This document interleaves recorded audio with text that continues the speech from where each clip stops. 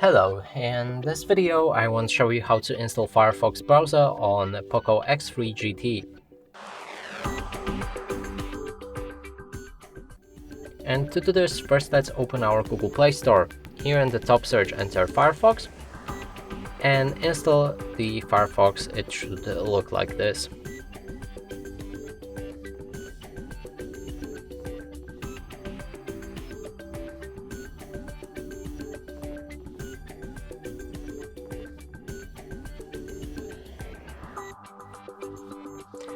When it's ready, you should be able to launch it.